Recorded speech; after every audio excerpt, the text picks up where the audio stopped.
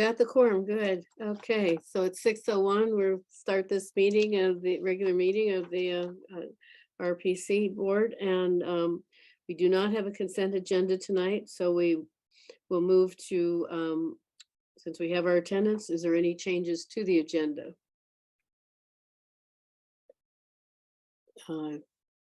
Not hearing any, then we'll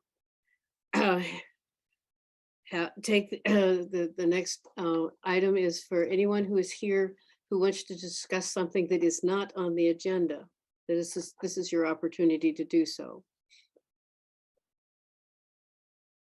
Doesn't look like anybody's here to do that either. So now we'll move into a new fun part of the meeting, and that's talking about staff. And this time it's Amy, Forrest, and the newest one, Mackenzie. So I'm up first. Yes. Hello, everyone. My name is Forrest Cohen. My title is Senior Business Manager. And I run the business office with my colleagues, Amy and Mackenzie, with Charlie's direction, of course. I've been with the RPC for a little over 14 years now. OMG. I think I may have been Charlie's first hire here at the RPC. I was born in Vermont. I grew up in the Northeast Kingdom, which is the other corner. I have a master's of public administration from UVM. Before this job, I worked for a couple of private consulting firms in Burlington. So what do I do here? The business office is primarily, responsible for the financial functions of the RPC. We're going to hear about the audit tonight. The business office obviously plays a very central role with that every year. We are the human resources department, so that's payroll, that's benefits administration, hiring. I work with Charlie and the rest of the leadership team on developing the UPWP, which is our annual work program. The budget is an integral part of that. I also work on internal policy developments or personnel policies. I also oversee and manage a majority of our contracting. And the RPC receives a lot of state and federal grants. That's our primary revenue source.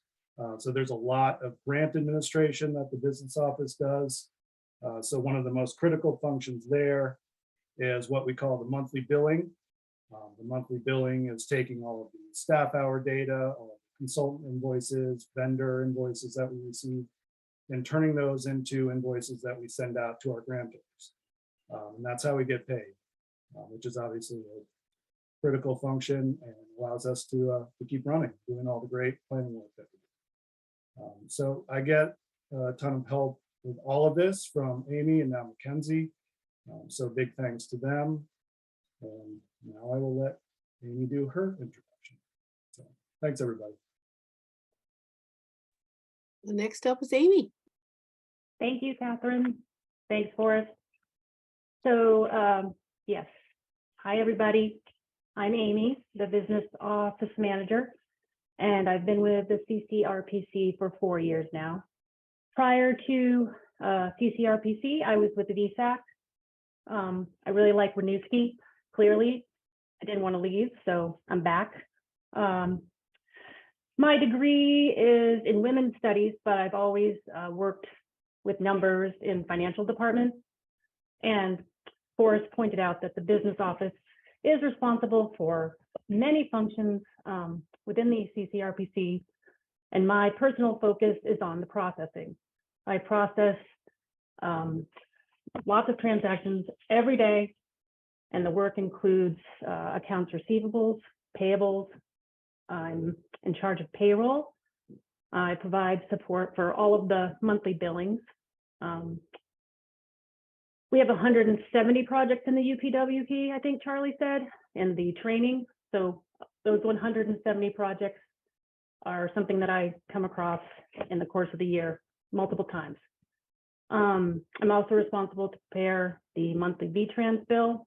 And that's the largest invoice that we set out. And I'm also in charge of minutes for the board, executive committee, finance committee. I also take attendance, so I know all of you that are here or not here. Unfortunately, tonight, Mackenzie is under the weather and she's not here, so I can't introduce her. We are very happy for her to have joined us. Thanks, everybody. I'm going to return to taking my minutes.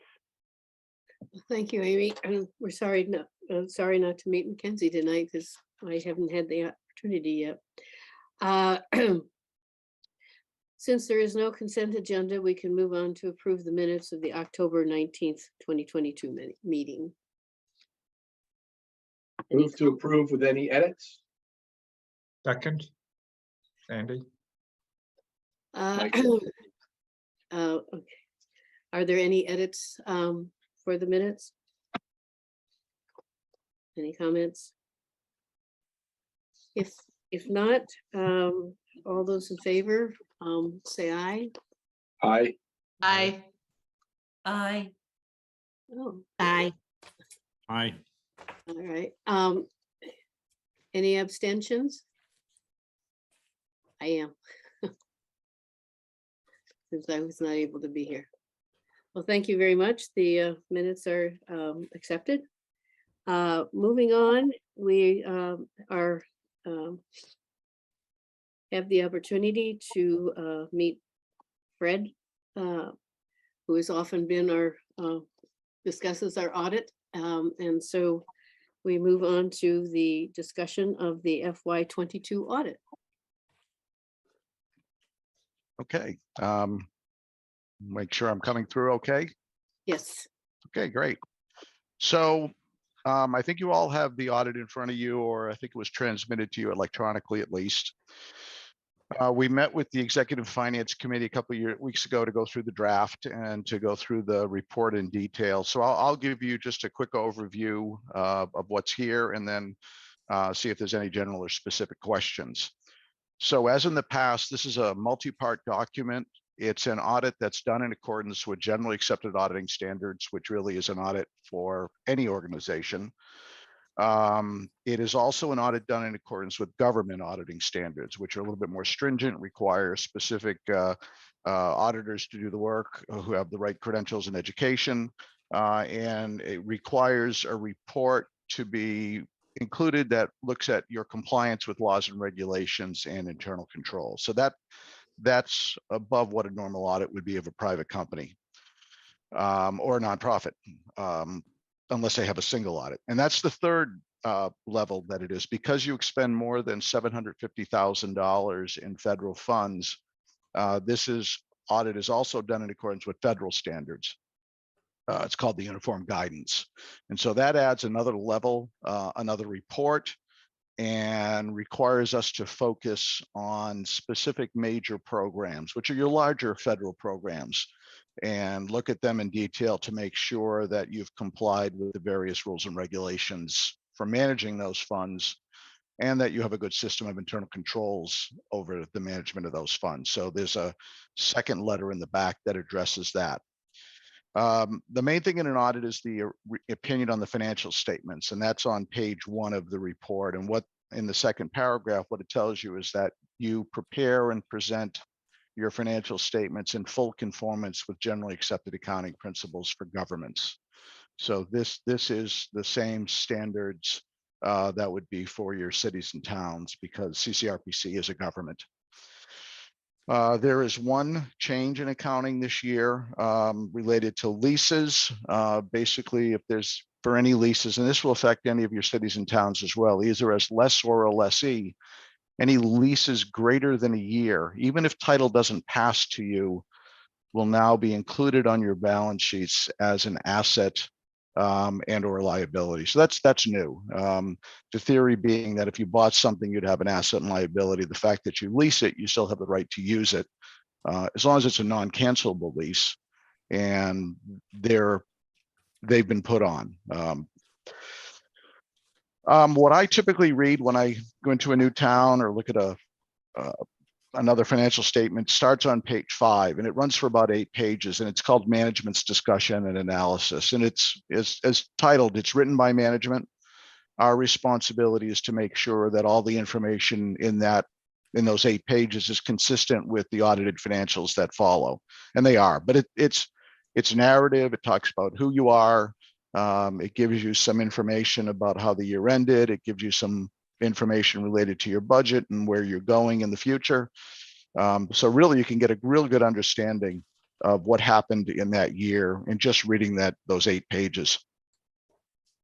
The traditional financials follow that and start on page 13 with a balance sheet or statement of net position, a statement of revenue expenses, and then a statement of cash flow. Those are all required statements. In looking at your net position at the end of 22, it's up from the prior year, about 60,000 in total. As indicated in the past, we break out your net position between that's related to your participation in VEMRs, which you have no control over, and the money you do have a control over. And that net position went up to about 756,000 from about 680 a year ago. And the reasons for that are discussed in the management's discussion and analysis. So there's reasons why that went up that way. Following the financials, there's a lot of footnotes that explain again who you are, gives you more information on various assets and liabilities, just discusses a whole range of issues. In the back are a number of schedules. Some are required to be there, partly to show the history and trends of the VEMR's pension, which is, as we talked about in the past, is a well-funded pension. Again, the state's actuaries and consultants, and looking at this, even in, and they look at it in a range of possibilities. Even with those ranges, they believe that there would be enough money to pay all municipal employees when due, with just minor rate adjustments.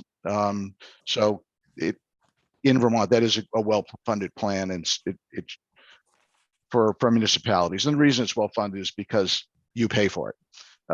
All the money that goes into this plan is paid for from the members, from the municipalities. The state does not participate in funding this.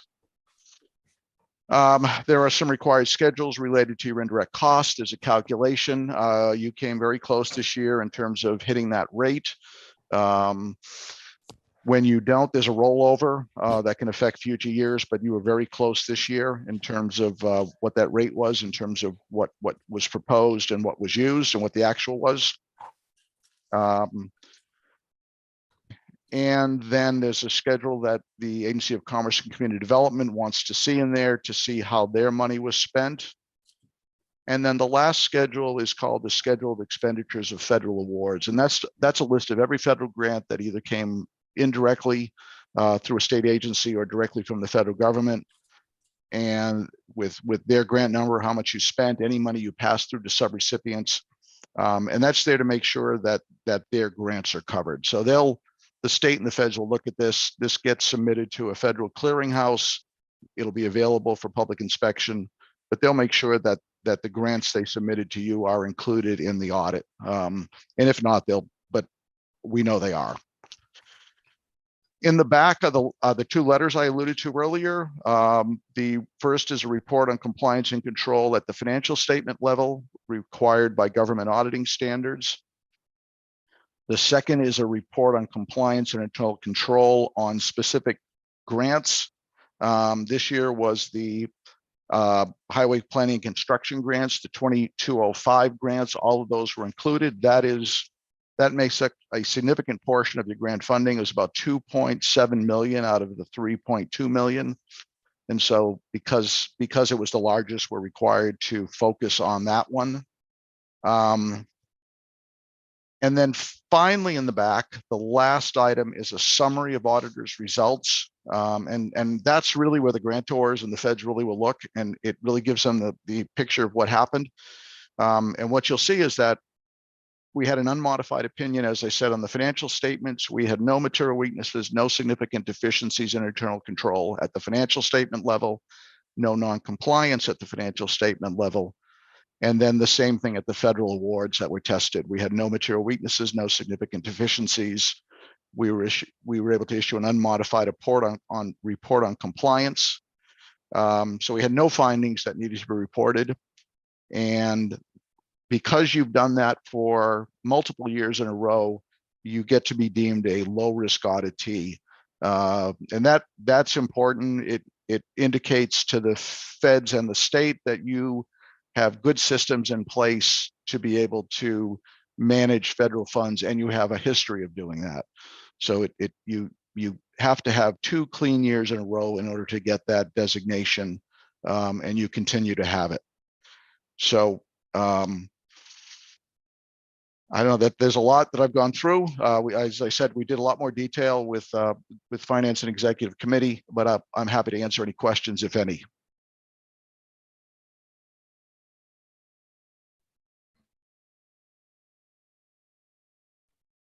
Any questions for Fred?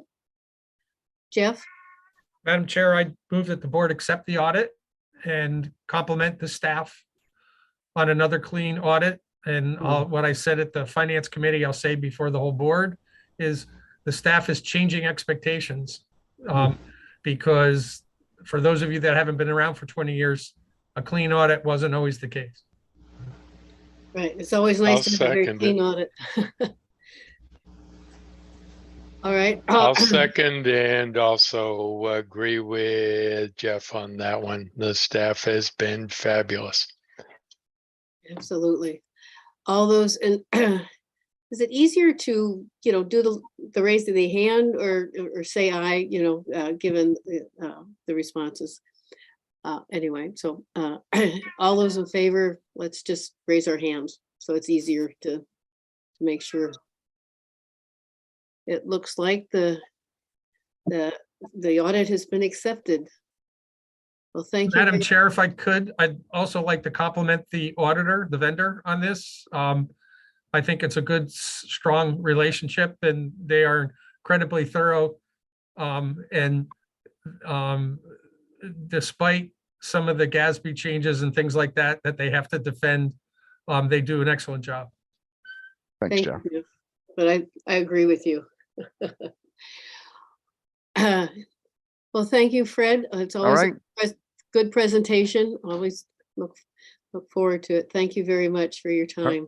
All right, take care. Have a good rest of the meeting. Thank you. Thank you, Fred.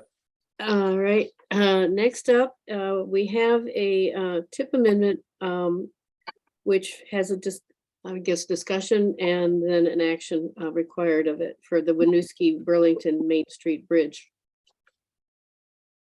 I'll start us off, Catherine. Thank you. Christine Ford here. So this would typically have been a consent agenda item, but considering that this is a large and significant project, we thought it would be good to just bring it to you, give you an opportunity to talk about it and ask questions. So the change to the TIP is to add, as soon as I start to talk, I can't talk, excuse me, is to add the RAISE grant. So add the project, the Main Street Winooski River Bridge between Burlington and Winooski, to the TIP. To add the RAISE grant, the project was awarded $24.8 million. For those who want the acronym, it is Rebuilding American Infrastructure with Sustainability and Equity. I can send you that, Amy. And so the bridge was awarded $24.8 million. We're adding $1 million this year and $1 million next year to begin design of this project. We have asked Carolyn Cota from VTrans if she would attend this meeting and just give us a little bit of kind of what the schedule is and how this is going to unfold. I think we're going to have more conversations about the actual design of the project, but if it's okay with you, we'll just ask Carolyn to kind of run through this for us. Okay, thank you, Christine. Hi, so my name is Carolyn Cota. I have recently been given the job as the structures program manager. So I'm managing all the structures at VTrans, the program. So we recently, as Christine mentioned, was awarded the RAISE grant. Now, the raise grant is $24.8 million. However, we still have more steps to take before we can actually get the grant money. So step one is we need to have some money in the tip. And so that's what the $1 million for this year, next year, to get that in the tip so that we can start some engineering. With the raise grant, it is a 80% federally funded and 10% state funded, and then each of the Burlington and Winooski each have to pay 5% share for each of them. All the construction funds need to be obligated by September 30th, 2026. That's only 4 years from now. A lot of our bridge projects take anywhere from 5 to 10 years to get construction obligation. So in order to get these funds obligated, we are going to do what is called a design build project. We will put out RFQs and RFPs out to hire a design and a construction company to design and then build a project. And this kind of construction tool will allow us to obligate all that construction money in 2026. Our goal is to have it obligated by June of 2026. Now, with that said, just, FYI, is that this whole project will need to be in the tip up from those spending years, from like the construction part of it, from like 26 on. And that the whole project cost right now, we have estimated 46.2 million, where 24.8 million is the raise grant. Now, in order to actually physically get the raise grant money, we have to fill out what is called a NOFA application, which is a Notice of Funding Opportunity Grant application. We just received that a couple weeks ago. I had a kickoff meeting with FHWA yesterday. No, today's Wednesday, Monday. And the application is very complex. It has to be done very carefully. And this actual grant application will be signed by, goes all the way to Washington, D.C. And it sometimes can take up to a year to actually get that money and get that application, which is fine because we have that time, but we're not allowed to spend any of the raise grant. So we can't like AC money from the raise grant. So we'll be doing some AC with our normal formula funds and our normal federal funds to at least start the preliminary engineering. And right now we are in the process of hiring a consulting firm that is going to be our project manager for this project. And we've actually already sent out RFQs to 3 firms that are already in our retainer list that specialize in design build projects. And we had a meeting with there's a group, a couple of people from Burlington and Winooski. They meet, I think, every once a month. And we met with them, a couple of weeks ago. And they are aware of what we're planning on doing. And we're going to be involving them in the process of hiring this consulting firm. So we're actually going to have people from Burlington, this committee, Burlington and Winooski, actually interviewing these 3 firms so that they're a part of that process of hiring this consulting firm to assist us in putting together the RFQs and the RFPs for this design build project. It's all these funds, the whole project, no matter what happens, all the raise grant funds have to be spent by September 30th to 31. So we obligate the project in 26, July of 26. And then within those 5 years, the new bridge has to be in place. Everything's all cleaned up and we've spent all the money.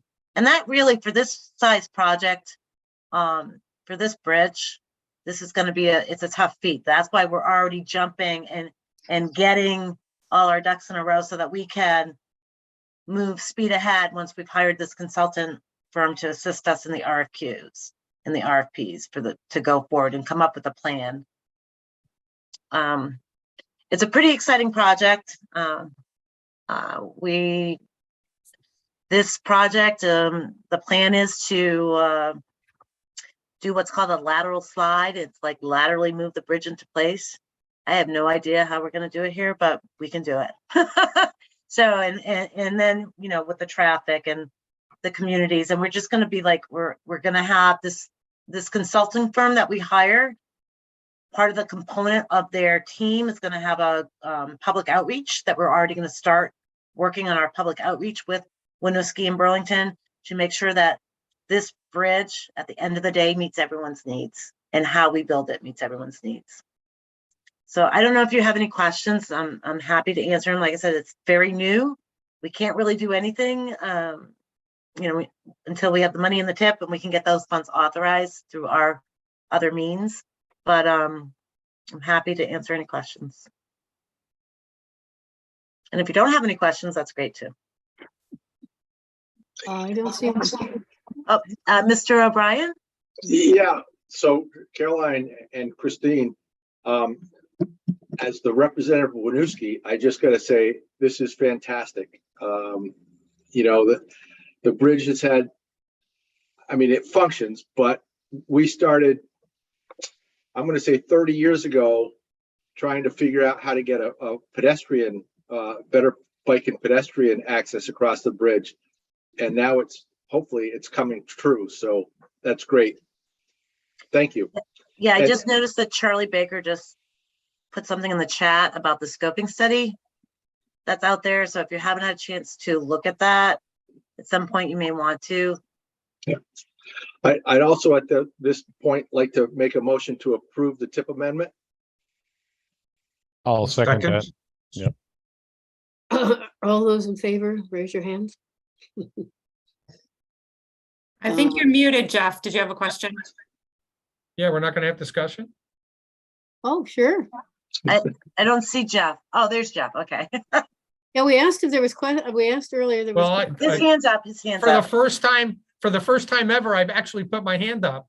Okay. Oh, sorry. So that That's was what why it threw was us. so unusual.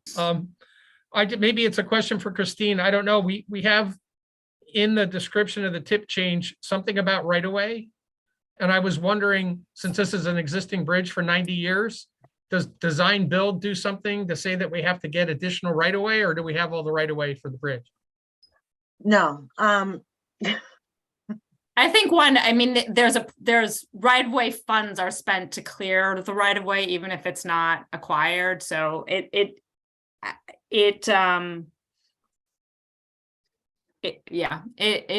is not to indicate that we need right of way.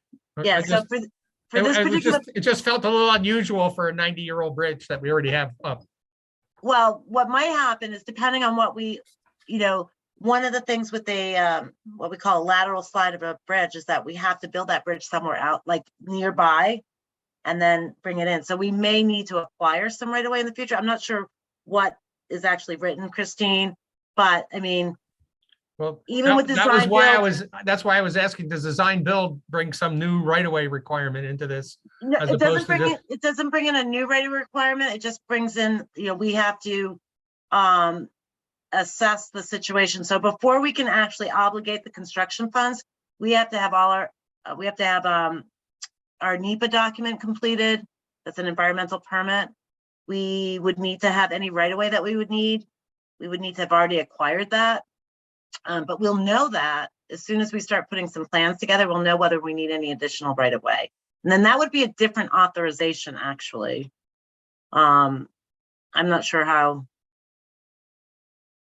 With the tip, usually there's a line item for right of way, right, Christine? Yes. So we would, if we need right of way, we would have another line item for that. I haven't seen, I don't know exactly what the towns have for right of way through that corridor. Like, you know, and it may just be because we're widening the bridge. Exactly. We're adding, you know, it's going to be 1, 2, 3, 4 lanes, a bike lane, sidewalks, railing. It's definitely gonna be wider than what we have there now. So, and I don't know what the right of way is there, whether it's a 3-rod, 4-rod, 6-rod. I don't know at this point. Carolyn, I think that the scoping identifies some right of way impacts. Okay. But because it is a wider bridge, Jeff. Yeah. It's not because it's design build, but it's a wider bridge. So there is a bigger. So we need a footprint. wider footprint coming into Yeah, the point where it goes exactly. over that's fine. I just, Yeah. you know, Yeah. knowing Thank the you, Elaine.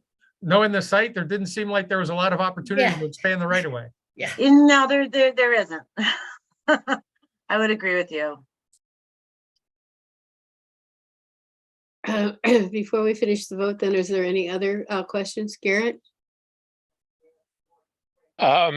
Just, I realize this is MPO business, so I don't get a vote, but I just wanted to toss out a thought that I'm hoping that the bridge can be something other than just a boring interstate highway style, nothing to it bridge. It's two historic communities, particularly close to all the wonderful downtown of Winooski. And I'm just hoping that the bridge, and of course it's up to the communities, can have something that be something that's aesthetically pleasing as well.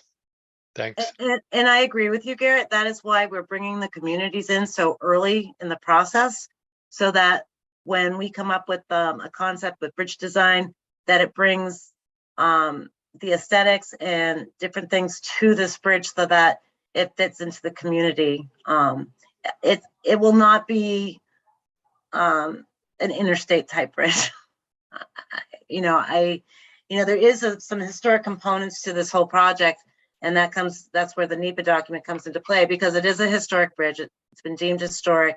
So there are going to be features like, I don't have the scoping report in front of me, but I believe they were showing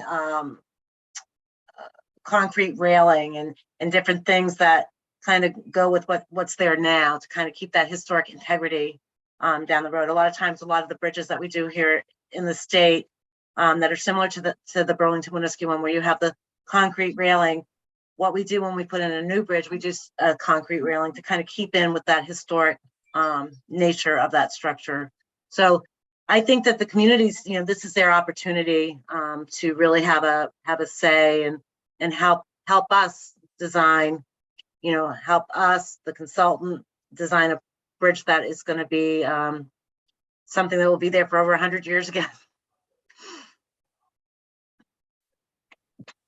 Well, thank you. Thank you. Any other comments then before we vote? All right, if not, then as Garrett has said, this is an MPO vote, so all those in favor, raise your hands. And can you see them all, Amy? To get it right? Oh, thank you. The motion passes. So I have one little comment about it. I'm sorry. Oh, yes. I may. So I'm Bruce Wilson. I live in Winooski. And I do like of course I want the bridge to be rebuilt. And I would like to add some type of something special for a bridge that's 99 years old. My organization, which I'm the executive director of, Arts So Wonderful, is, if you notice, underneath the bridge, we put we put a mural underneath the bridge, and it's going to be on a mosaic on the river walk through our Arts So Wonderful. So I'm hopeful that one of my lead muralists can be a part of it, but that's down the road. But That is down the road, but I will I'm going to type your name down, Bruce Wilson. And who are you affiliated with? I'm the executive director of Arts So Wonderful. Arts So Wonderful. ARTS So Wonderful. And we've been around since 2003, actually. All the murals in Burlington, more 60% of the murals in Burlington is through our program. Okay. And it's just okay. So we can talk about it later, but No, but I think this is great, because this is what we want, right? So be on the lookout for those public meetings down the road, but I will make sure that I'll give your name to my project manager, our VTrans project manager, so that we can reach out to you in the future. all right, Carolyn, thank you. You're welcome, Bruce. Thank you for your discussion, and thank everyone for their comments. But it's nice that the bridge has now been put into the tip. So thank you all. Thank you. Moving on, we have a discussion on the National EV Infrastructure Plan, which is also VTrans. Hey, good evening, everyone. So prior to handing things over to, I believe we have Patrick Murphy, the VTrans Sustainability and Innovations Project Manager. Just wanted to remind board members that we asked Patrick to come tonight, sort of give us an overview of EV infrastructure planning after last month's discussions that we had about various levels of EV charging at park and rides. Patrick also presented at our TAC meeting earlier this month, and we had a good discussion about how the state's prioritizing, planned EV infrastructure investments. So looking forward to tonight's discussion as well. And I'll hand it over to Patrick now. Great. Thanks so much, Marshall, and appreciate the invitation to come speak with you all about some of our plans in the works. And so happy to also take some feedback on that. Can you see this slide okay? Yes. Great. So I just wanted to, and apologies to those who've already heard this a couple of weeks ago. I'll try and run through it as quick as possible so we can get to questions. But this all flows from our climate action plan, which was adopted about a year ago, and has specific, there are specific requirements for our emissions reductions through the Global Warming Solutions Act. And then out of that, some modeling was done to come to these targets for where we need to be with electric vehicle registrations by 2025 and 2030. So we have some ambitious numbers to meet: 27,000 in just a few years and 126,000 vehicles registered by 2030. So there are a number of recommendations within the climate action plan, and I'll just focus in on the EV charging investment, although we have many other initiatives going on to help support EV adoption throughout the state. This gives you a sense of where we are right now as of July 2022. We have about 7,500 plug-in electric vehicles, and just over half of those all electric vehicles, the other plug-in hybrids. This also gives you a sense that many of those registrations are right here in Chittenden County. So I don't want to assume too much knowledge on the part of everyone here. So forgive me for kind of running through just the basics, because I think it is important that there's sort of a level set here. The differences between the types of charging. So there's level 1 charging, which is essentially an outlet in the wall. There are some more sophisticated level 1 charging applications now that allow for reporting, that allow for payment. So these are things that maybe should be explored in the context of park and rides. Level 2 charging is a 240 volt outlet. These are many of the public stations that you probably have seen. And this is the equivalent of what you need for maybe a major appliance like a refrigerator or a dryer. And the charging times here are a little bit faster, and certainly there's variation within level 1 and level 2 charging. And then you have DC fast chargers.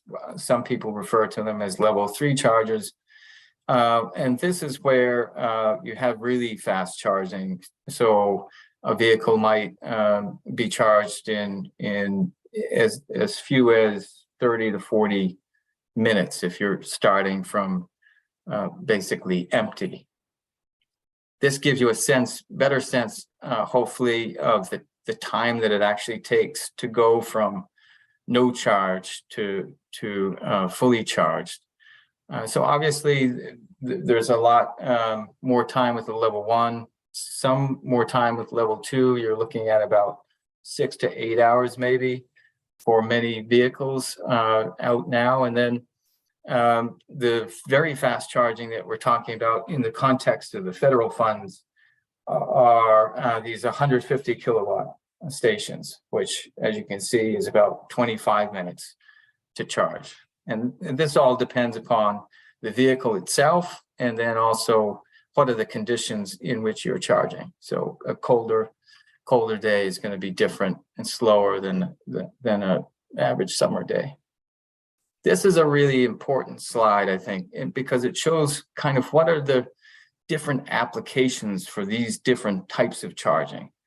So when you're thinking about the very fast charging, it's meant to serve the traveling public along interstate corridors, and it's meant to be closer, sort of more reflective of a gas station model where you're trying to get as much charge as possible, as quickly as possible.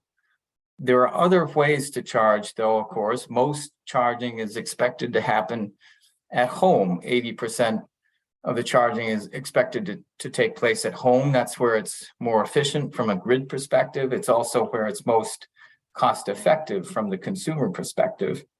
In most cases, public charging, whether it's level 2 or 3, is going to be more expensive, and especially level 3. So you can look at how the different types of charging works with what are you trying to do throughout the day. If you're looking at a park and ride scenario, you're more likely to see some benefit here in this work, transit parking, airport parking. When you're going to be parked for an extended period of time, 4 to 8 hours, it makes more sense to have level 2 charging because you'll have, and in some cases, level 1. You're not always going to be at zero charge. And so you may only need a certain amount over an extended period of time. But with very fast charging, you're going to expect to be around there. You're not just going to leave the car and then be off for several hours, because then you have some charges potentially if you overstay your time at a particular station. And we can go back to this later if there are more questions. It's also important to understand how much these different stations cost. So level 1 is, as you'd expect, much cheaper. Level 2 charging, especially when you get into public charging, can be quite expensive. Probably on average about $20,000 now. And then DC fast charging is very expensive, and getting more so with all the funds that are coming to every single state. And so there's going to be increased demand for our level 3 charging at the same point that we have some global situations that are actually creating supply issues. That's all going to drive up the cost of fast charging. And the same is true for operating costs. It's much more expensive to operate a fast charger than it is a level 1 or 2 charge. The state's been leading in the country, really. We have more stations per capita than elsewhere in the country. We have, of course, fewer capita, but that's beside the point.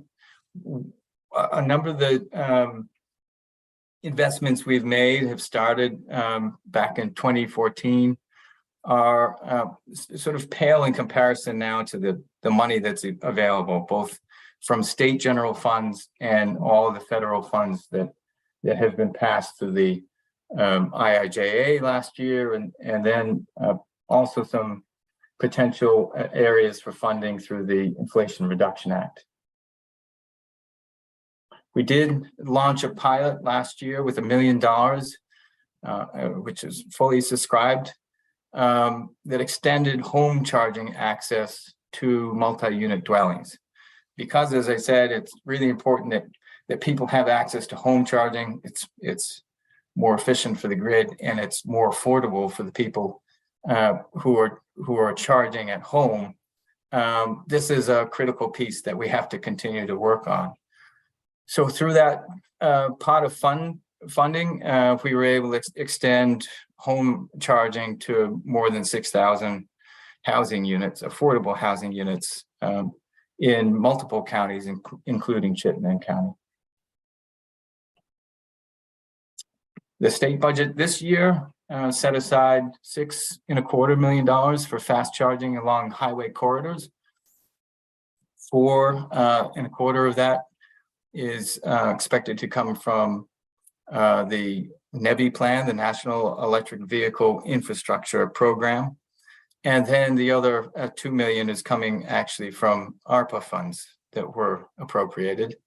And then there was $10 million that was set aside for community charging. So moving off the corridors into downtowns and different attractions, continuing to build out the home charging access for people living in rental situations and multi-unit dwellings. And then also workplace charging is another critical piece to creating this ecosystem that supports greater EV adoption. So these are the buckets of funding that will become available at some point next year after the programs are designed. This is a program that will be launched by the Department of Housing and Community Development. And so I would encourage folks in municipalities to look at these pots of funding as potentially good sources for both workplace and community amenities. So the NEVI program is fairly prescriptive.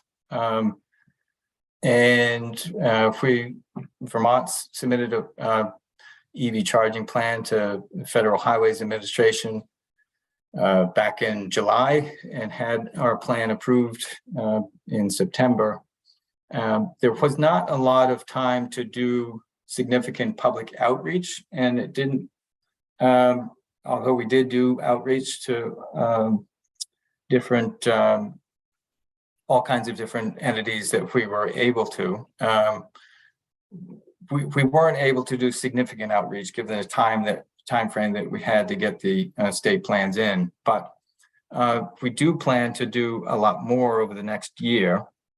The other issue is just how highly prescribed the program is, so that even if we were to take feedback from the public, it couldn't necessarily be reflected immediately in the initial plan. So we hope to get more feedback from the public over the next year, and to do that in concert with the carbon reduction program, which is another pot of federally funded formula funds, which can be used for EV charging, but it can also be used for a much broader set of projects, which reduce carbon in communities.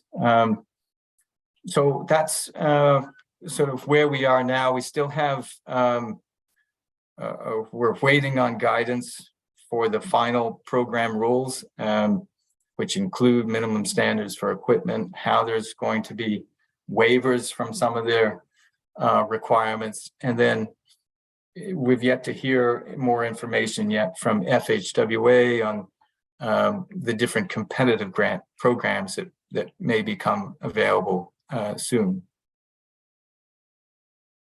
I will say just these requirements, the minimum of 4 150 kilowatt fast charging stations is quite significant. It may be up to $1 million or more for each location. And so that means that in the context of having about $21 million over 5 years, we really have to make some good choices about where to deploy this infrastructure.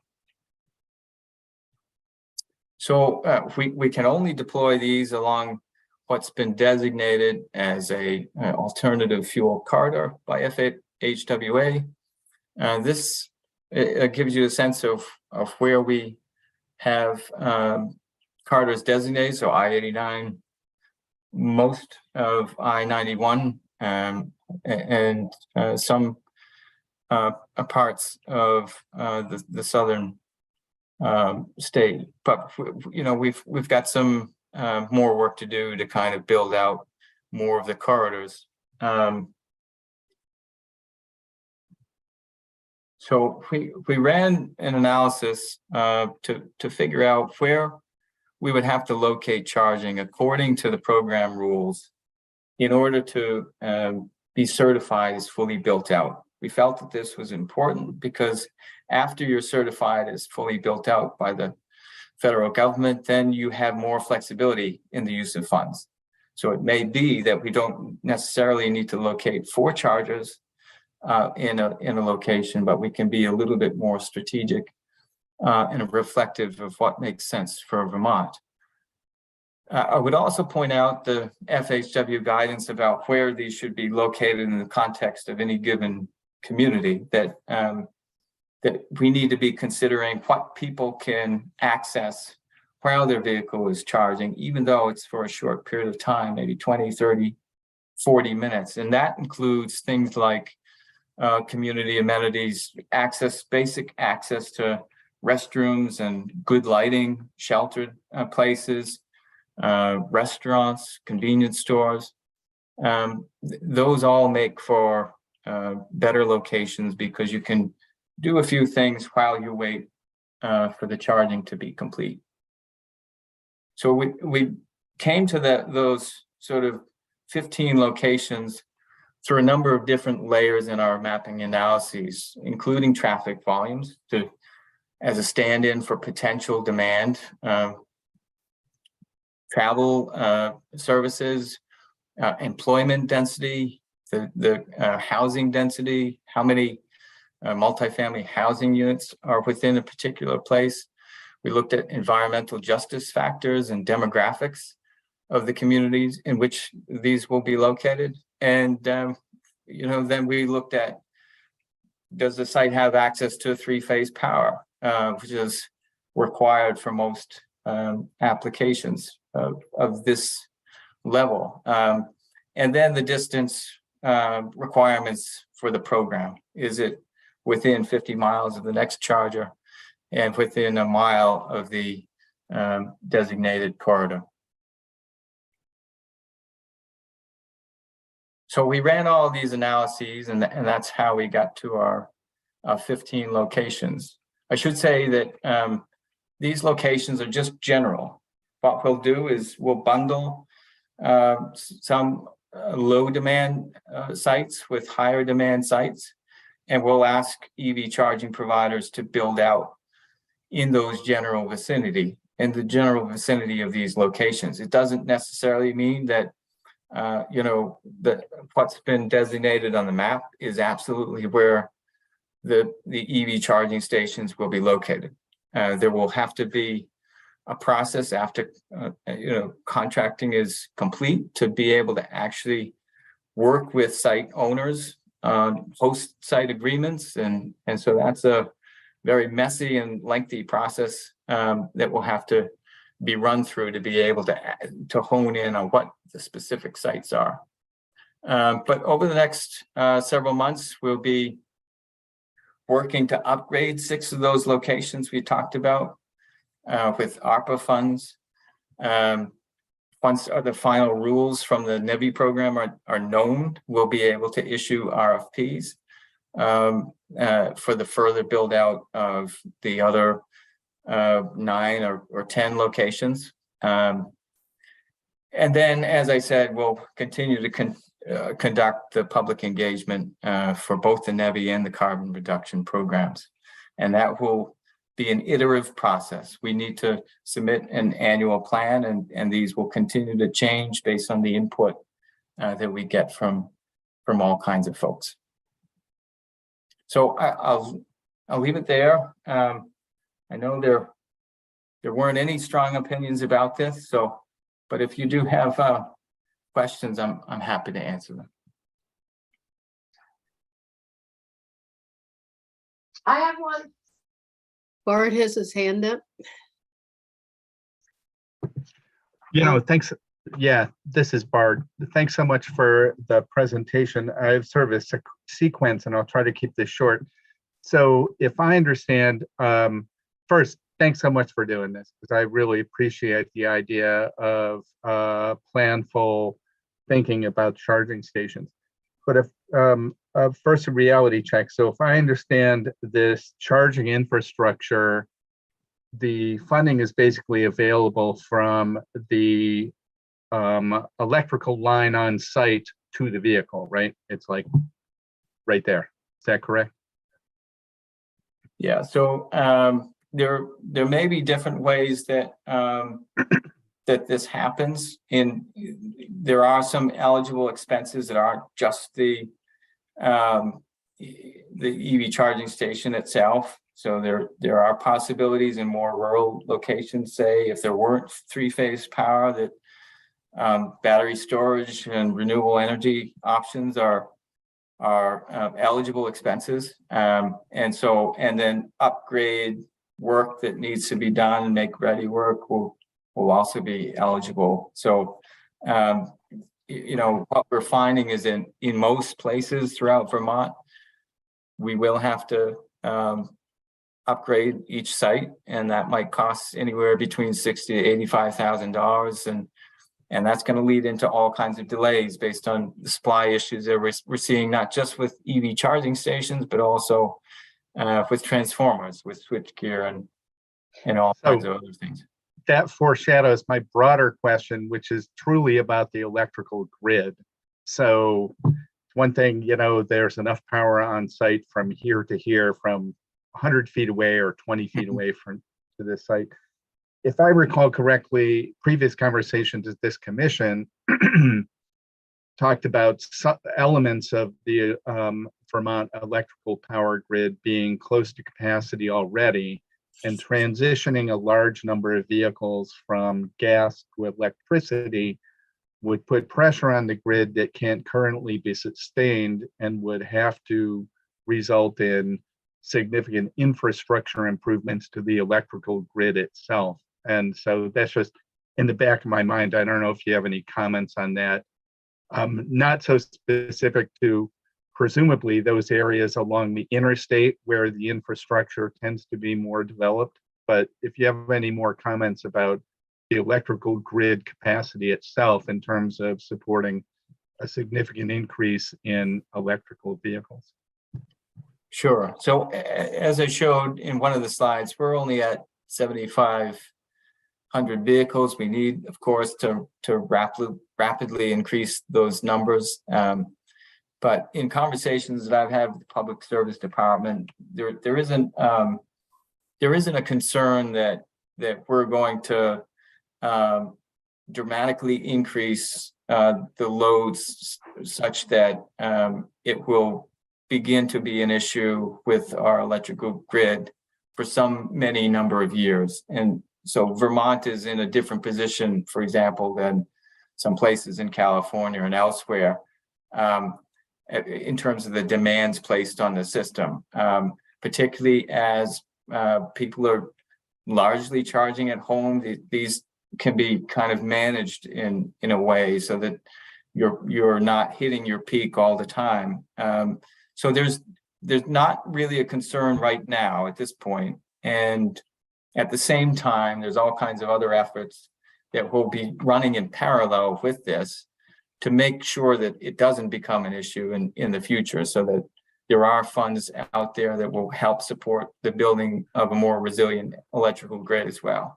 That's great. Thank you. So Charlie, it strikes me we want to talk to the Public Service Commission again, because we have two different parts of state government responsible for different parts, and to make sure we're only one region, but to connect those moving parts, because that's not entirely consistent with my memory of our discussions in this group before. And I welcome the opportunity to be disabused of my disillusion about the capacity of the grid statewide. But I think there's where the two parts between the local charging station and actually the grid itself is something that we should pay attention to. and it's really not, you know, I don't mean this to be, you know, confrontive to you, Patrick, but it really is sort of a bigger picture, right? And I think it merits some additional scrutiny.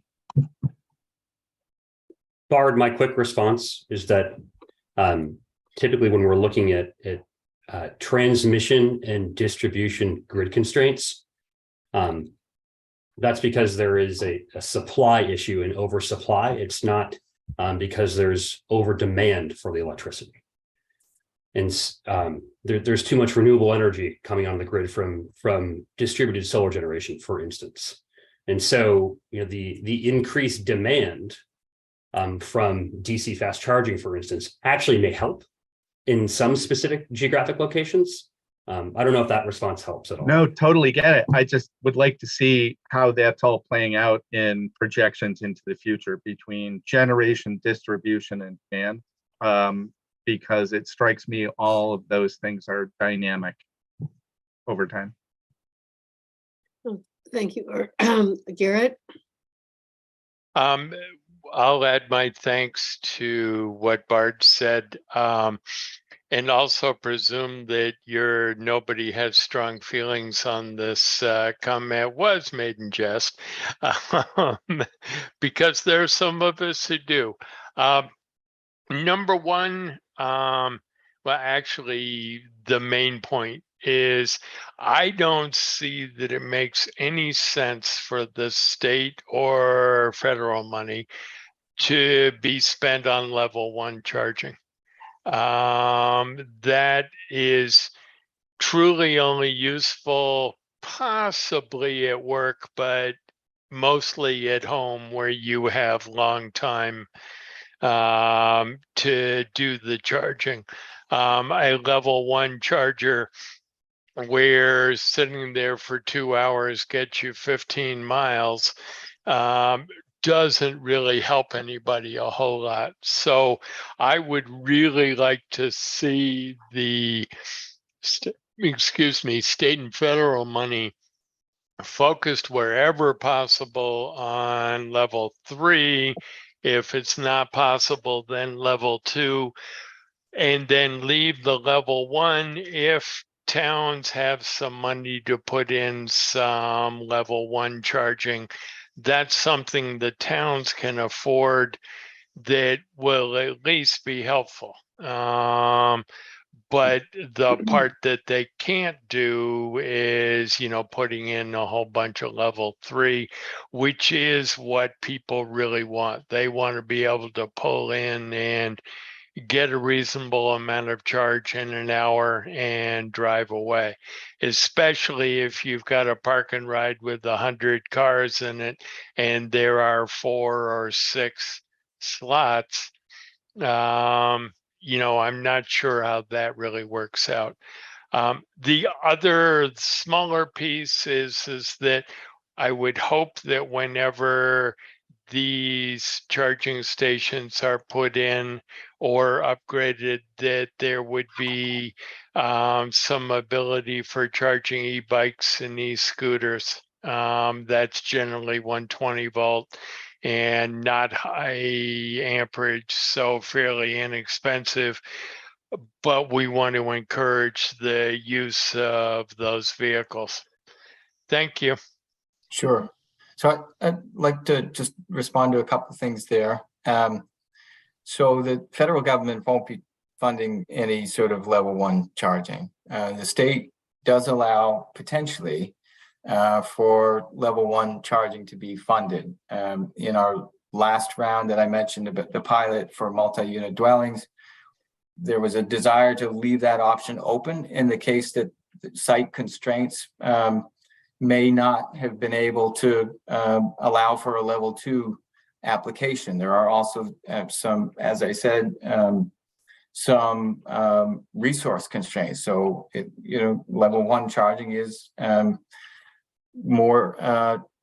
is cheaper than level 2 charging, and there may be reasons to allow for that. I think the main reason with level 1 charging is thinking about it differently. So charging is not the same as filling up at the pump. level one charging, if you have a car parked for a number of hours, it's helpful to think about, how many other things can be done at that time. You're not waiting on that charging because it's just happening in the background. To the speaker's last point, that does help, in fact, with the surge in demand. If you're able to spread charging out over a lengthier amount of time, you're not seeing those peaks and dips and peaks again. You're having more of a steady amount of charging throughout the day, and that does help with grid issues. So I would encourage people to think about, it's similar to like if you were to take a bus from Burlington to Montpelier, say, it's going to take you more time. It's going to take you more time to walk to and from the bus stop. It's going to take you more time on the bus because of all the stops that have to be made. But it is going to be cheaper than driving. You are going to see more benefits to your own health, hopefully, because you're walking. And then you're going to be able to do things with your time while you're on the bus. And so the same idea applies to, charging over a longer period of time with level 2 or level 1 charging, that you can do things while that's taking place. So I wouldn't put level 3 sort of at the top of the hierarchy, like do this first in every case, no matter what. It has certain applications that it's good for. But in other applications, a level 2 can do just fine. And in fact, in other applications, a level 1 may be helpful as well, especially when you're looking at a situation of just finite public resources. Thank you. Dana? Yeah, sort of as a follow-up, and this question reflects my ignorance of the EV world. Great presentation, thank you. I get the home charging thing, plug in, and that cost is reflected in your monthly electric utility bill.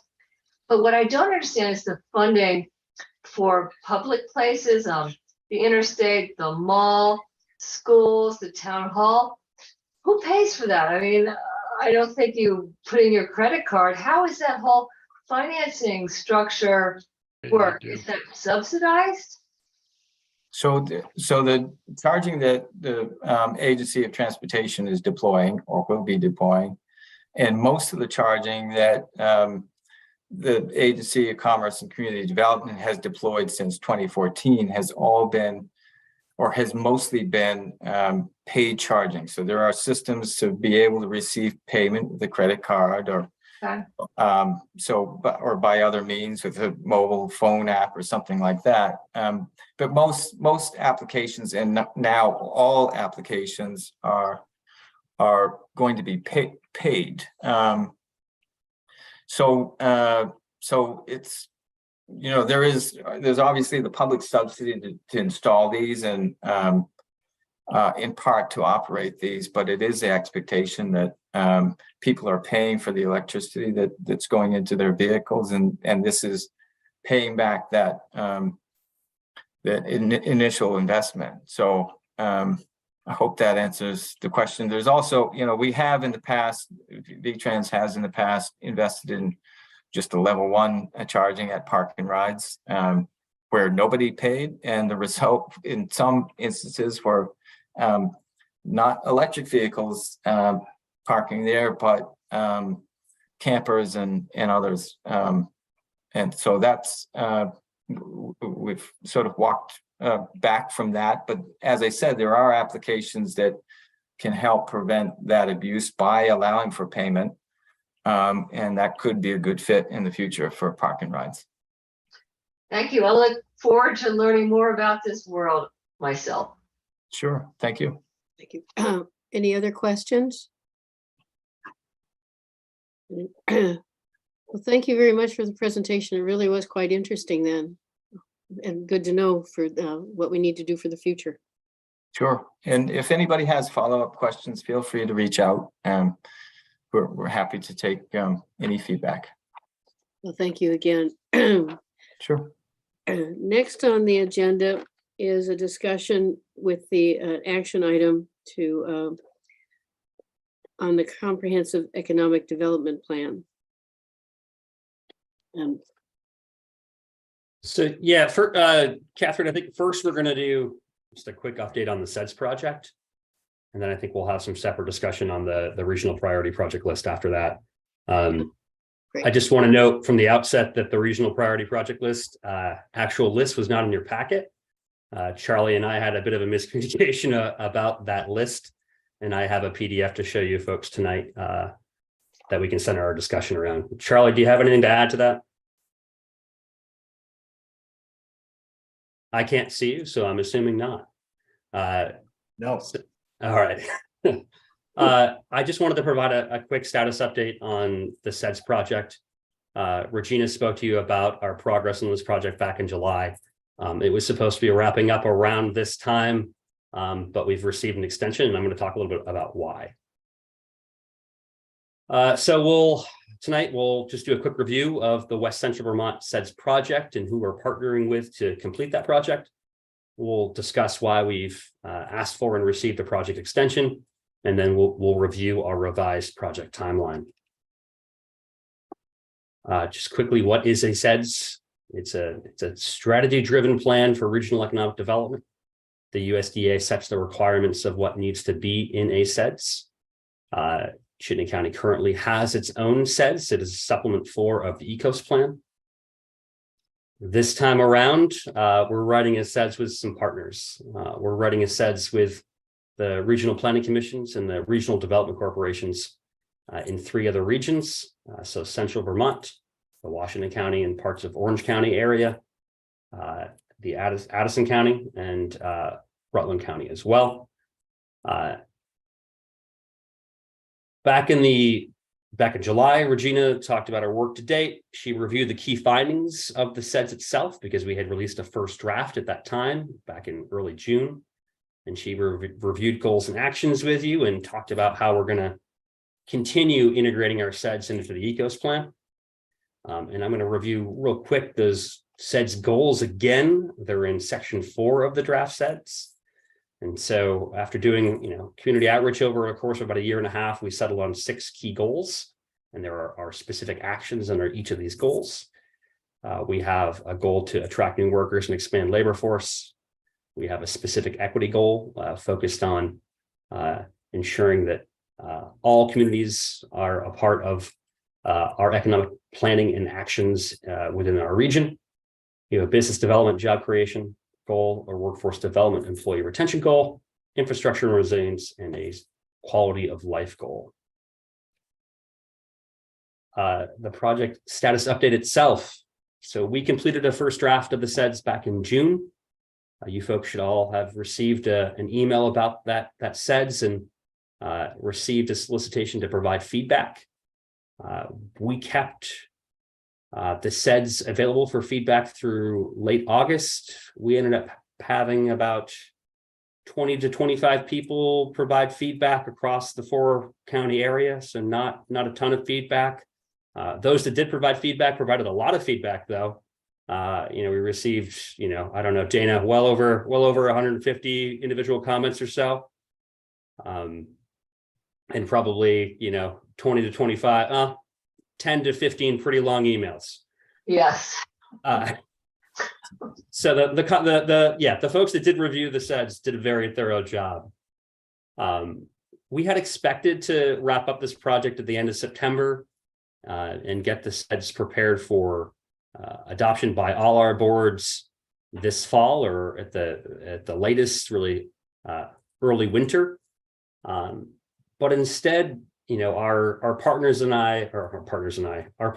ourselves here at CCRPC decided to pursue an extension of the project. We asked for a 6-month extension, and we received about a 9-month extension. We asked for that extension.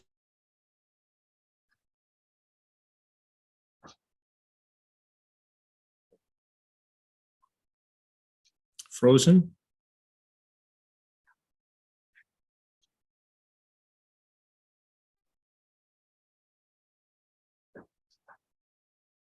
All right, our We lost Wi-Fi that. is really not cooperating here tonight.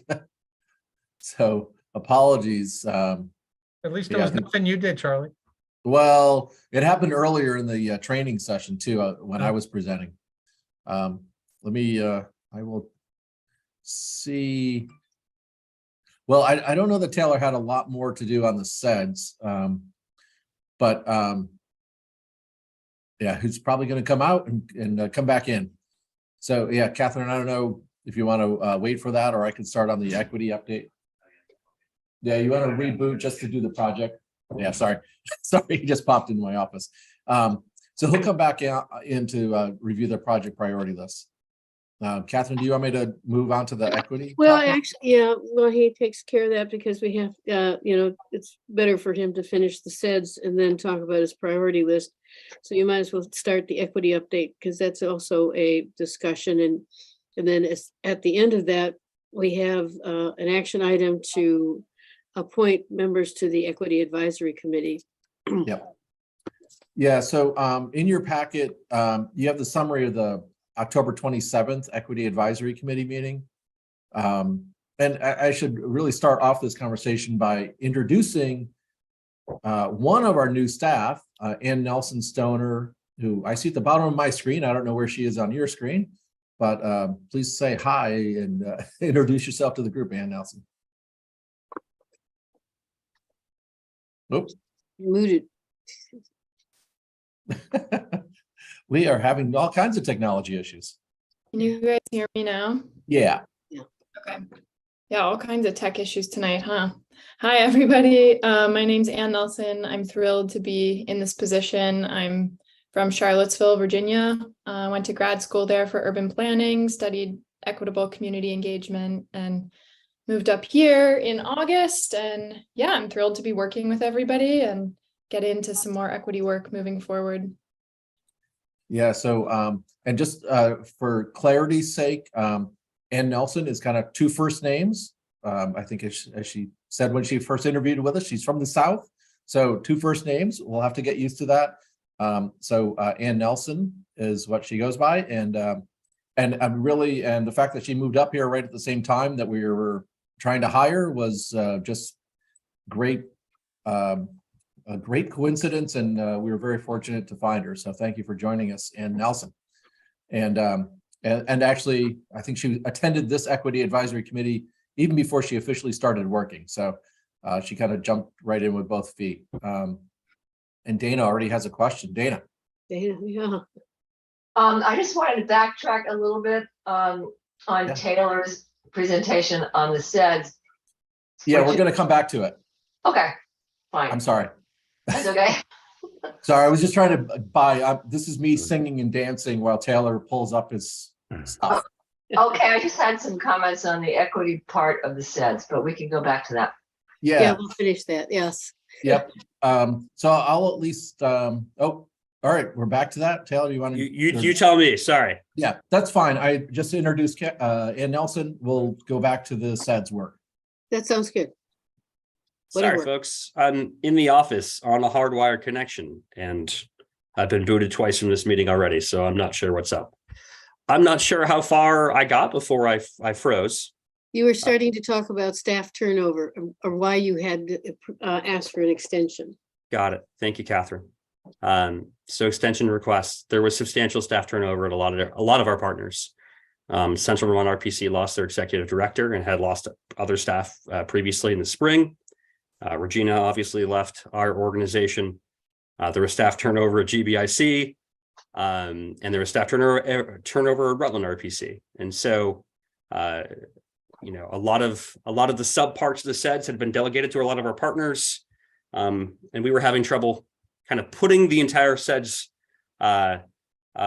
together. Even though we had a first draft done, we were having trouble completing the project. One part we were in particular having trouble completing was a dashboard, an online dashboard with indicators that will accompany the SEDS and live online and kind of show progress, positive and negative, against some of our measures we've included in the SEDS.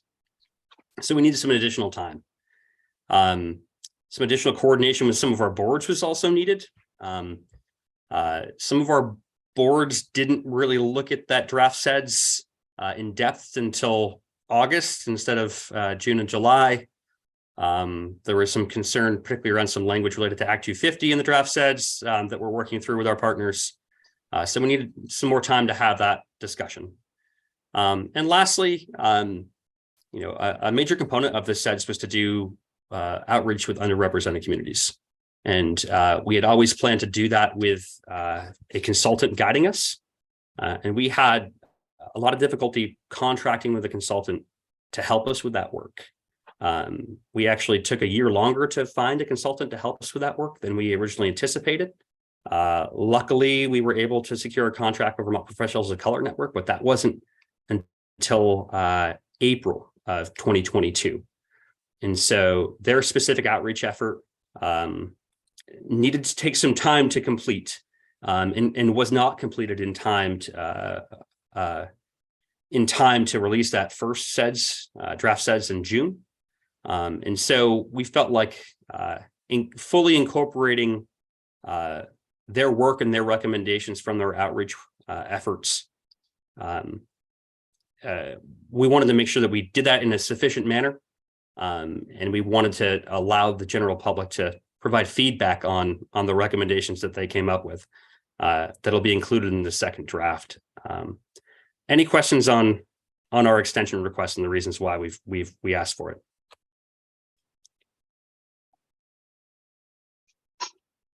Okay. So the second draft itself, we released to the general public on November 1st, 2022. The major change between the drafts being the addition of a specific equity goal and related actions. Again, that's based on the engagement work done by Vermont Professionals of Color Network, specifically with BIPOC business owners. With the release of the second draft, here in Chittenden County anyways, we're really focusing our additional outreach efforts on that equity goal and action. Also, we want to provide a chance for our nascent equity advisory committee to take a look at the full draft and provide an evaluation of if we've sufficiently addressed equity within the SEDS. And so the EAC is going to look at the draft here in November and December. We're also contracting with the Vermont Professionals of Color Network again to provide them with some time to review the full draft of the SEDS. And hopefully we're going to replicate that work also with Vermont Racial Justice Alliance. Other regions are kind of varying their own outreach efforts over the course of the next month. Some are going back out to the general public. Some are just focusing on coordinating with their boards. But we're really focusing our outreach here in Chittenden County on equity and working with a few specific organizations.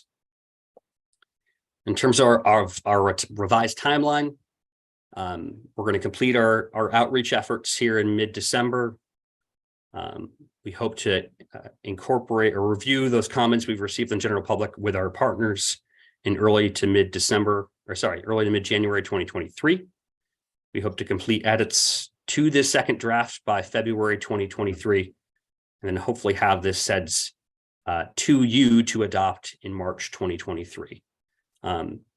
That's the SEDS itself will come to you with a recommendation from the Long Range Planning Committee, from the Equity Advisory Committee, hopefully, and also from PAC. Those three subcommittees will be reviewing the document or already have reviewed at least the second draft of the document. Wait a minute, hold up. Can we go back? Yeah. So project status, second draft, and so this information and coordination that you just presented, like concentrating outreach. How did you come up? Who helped you put this together? In terms of how we decided to conduct outreach with the second draft? Yeah. Who helped you put the words together, or the language, or how it's going to work? Related to the equity goals and actions. So most of those, the equity goal itself is something that the 8 partner organizations came up with. The actions underneath that equity goal mostly came from recommendations from the Vermont Professionals of Color Network. Yes, I don't think there's nothing wrong with it, but I'd like to see EAC look over it and Anna Nelson, before we actually Oh, yeah, go over the whole thing? Is that will possible happen, to do Bruce. that? Yes, we're right. planning on that to happen. Yes. All right. Thank you very much. If any of you are interested in looking at the second draft of the SEDS yourselves, you can find it in 2 different locations. First location is on westcentralvt.org. You can find a PDF of the second draft there. You can also find a second draft of the SEDS by clicking on this link to Conveyo. Conveyo is a platform that allows folks to actually submit comments on the draft within the draft itself. I find that very helpful. You can also email info@westcentralvermont.org if you have any specific comments. Our deadline for the general public to provide comments is December 9th, 2022. Any questions on the SEDS or the direction of the SEDS moving forward?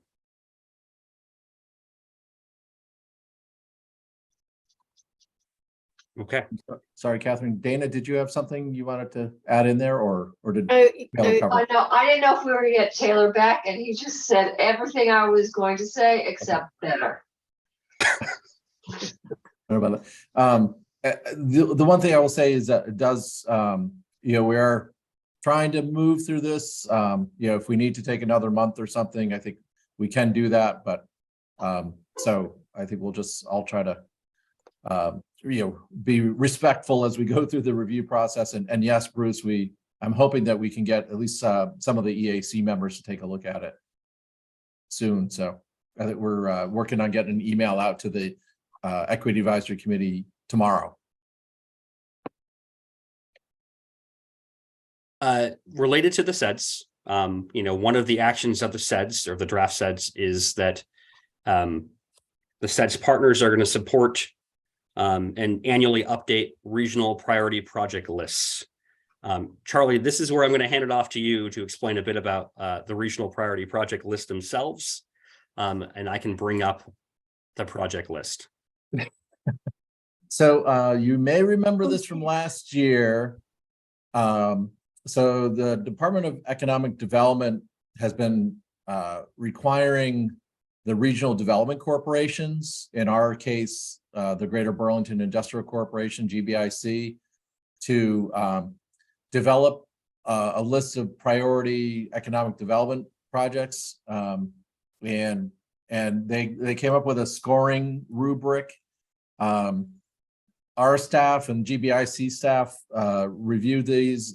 We did some outreach to our communities to see about some of these projects. And I think, and is that covering it, Taylor? So this is a list, and GBIC and the RPCs are supposed to, give some sort of blessing to this. And this is also kind of the project list that is going to be attached to our SEDS. Is that right, Taylor? I have that. Yeah. So questions on this or process? Okay, I'll let Taylor actually review the list with you. And sure. Taylor, you're probably gonna have to zoom in because you tell me how far I need to zoom in and how you want me to navigate the list. Please speak up, folks. Yeah, I can't read. So I can zoom in. I can zoom in a little bit further if that helps. At least on the project titles. There you go. So this is really GBIC's baby. GBIC does a solicitation to municipalities, and I think to their constituency to submit applications to be on this priority project list. We help them score the submitted projects against the rubric that's provided by the Agency of Commerce Community Development. Scoring, it really is related to project readiness, how many jobs are going to be created by the project, the salaries of those jobs, the anticipated benefits of those jobs. So I'll review the top 10 projects. Our list is a little bit longer, but really ACCD is interested in the top 10. Our first ranked project is the Winooski Main Street project. Mostly fully funded, but we wanted to keep them on the list because it ranked #1 last year, and also there might be some opportunities to fill some funding gaps there. Heinsberg Waste or Water Supply project. This is an upgrade to their existing well and I believe some additional distribution infrastructure, also almost fully funded, but there is a bit of a gap, so we wanted to keep it on our list. Trader Lane, which is a new road in Taft's Corners, would open up quite a bit of land there to new development, is number 3. The Burlington South End Transit Center, parking garage, housing, childcare. This is kind of the Hula City cooperative project on Lakeside Avenue, ranks number 4. Number 5 is a municipal parking lot or parking garage, excuse me, related to a hotel and residential condominium project in Winooski. Number 6 is the Rail Yard Enterprise project. So the development of a new road between Battery Street and Pine Street, connecting those 2 areas. Also mostly, Eleni, correct me if I'm wrong, also mostly fully funded through federal funds, but I think there is still a bit of a local gap. So we wanted to keep it on the list. Yes. Yes. Okay.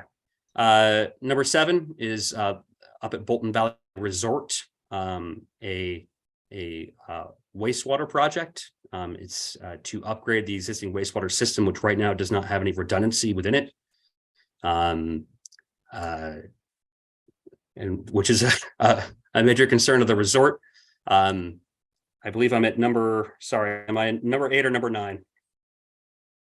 But I had to 8, number 8. I'm at number 8.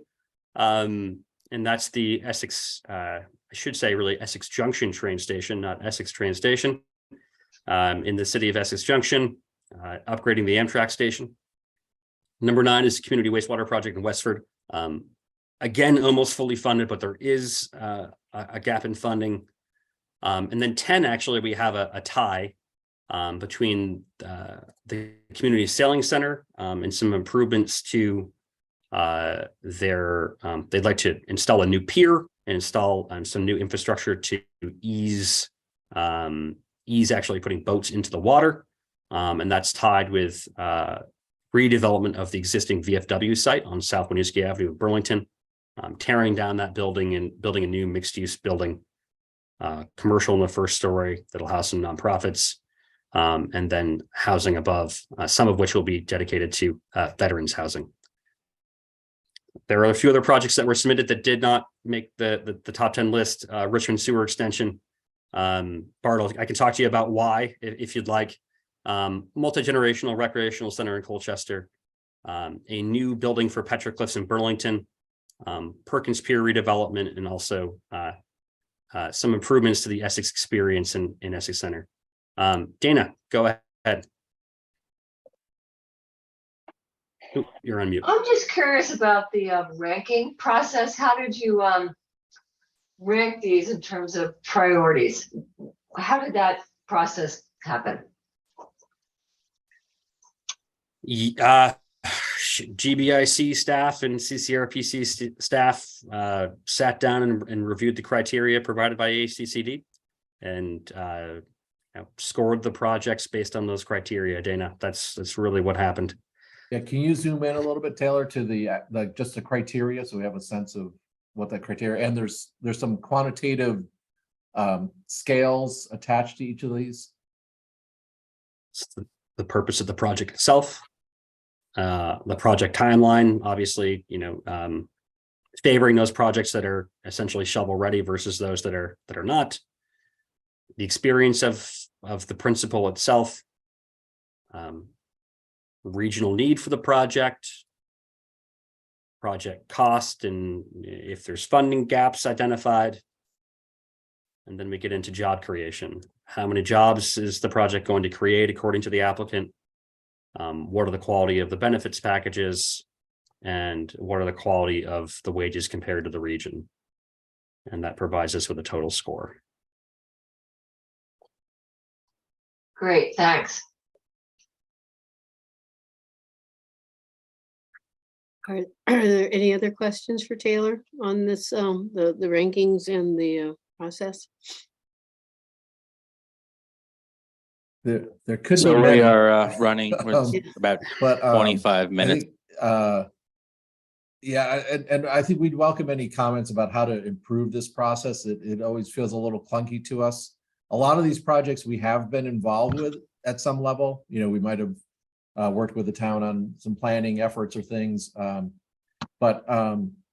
I think at this point we're looking for, I guess, at least a motion to accept this list and hope it's okay, and and take any suggestions for how to improve this in subsequent iterations. I'll make a motion to approve the list. I'll second that. All those in favor, well, I can't see everybody. Raise their hand for aye. Aye. It appears that the motion passes. I guess I should always ask if there's any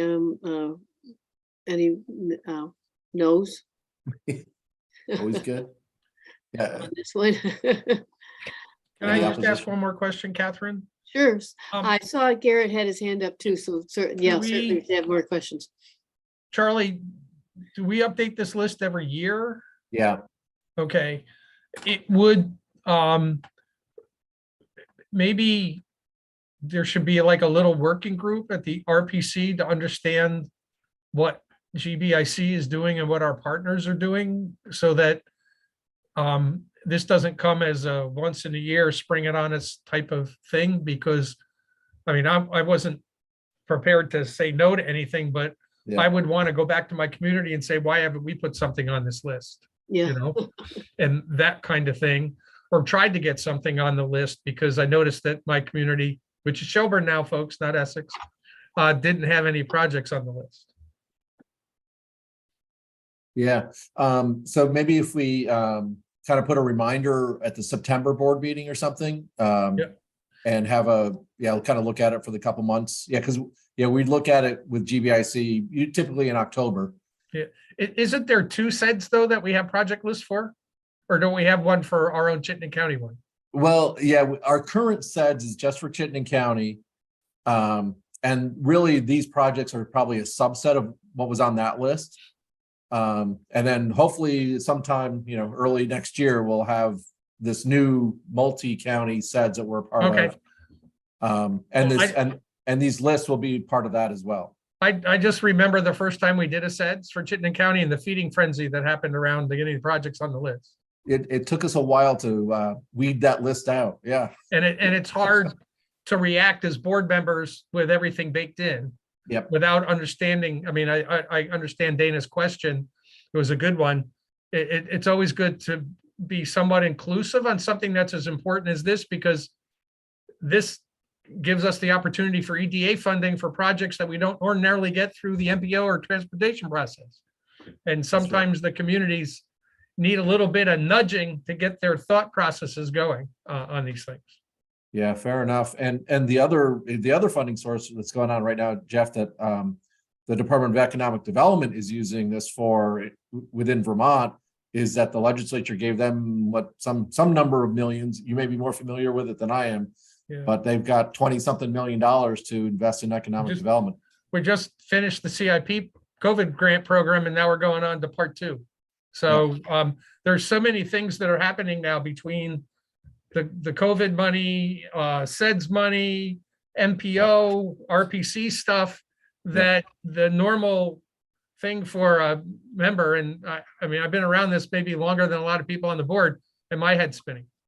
Yeah, it is. Welcome. With staff is typically often trying to protect the board, but yes, welcome to our. And I'm looking at this to position us as board members to be helpful to the staff, so that we don't have even more staff turnover because we wear people out. Thank you. I appreciate that very much. And we'll try to just improve on this process. It could definitely be improved on and opened up. And Jeff, as you're listing off all of those like funding avenues, the other one that this gets used for is the Northern Borders Regional Commission. So there's another one added to that mix. Absolutely. And that's USDA funding. Unfortunately, we're losing the one of the senior members on the Appropriations Committee, but still that should be, that still should be something that's been very kind to Northern New York, Northern Vermont, Northern New Hampshire, and upstate Maine. Yep, absolutely. I just put in the chat that ACCD program that was I think it's the Community Revitalization Program, Community Recovery and Revitalization Program. And so if folks have questions about that specific program, it's mostly aimed at private business, but it can be used for municipal water and wastewater projects. So if you have questions, be sure to let us know. And while we're talking about funding, just an FYI that municipal planning grants are due on December 1st. So your municipal planning commissions and select boards may be talking about what to apply for here in the next couple of weeks. And throw in the revolving fund for water and wastewater, and you've got the quadrifecta. Yeah. Well, thank you, Jeff. Garrett, you still have a question? No, actually, I was raising my hand to vote aye. Thank you, though. Oh, okay. Well, thank you, Taylor, Tyler, for everything, and we'll move on now to the equity. Yeah. So I already introduced Ann Nelson, so glad you got to meet her. In your packet under this topic is the kind of the meeting notes, and not exactly minutes, but kind of hopefully you kind of get some sense of the conversation that happened at the Equity Advisory Committee on October 27th. And that was the second meeting of the Equity Advisory Committee. So there's really kind of a lot of learning going on. I think, we're all trying to listen. We're trying to listen to the members. I think the members are trying to understand our work. And so we're still in that, I don't know, somewhere between storming and forming stage. But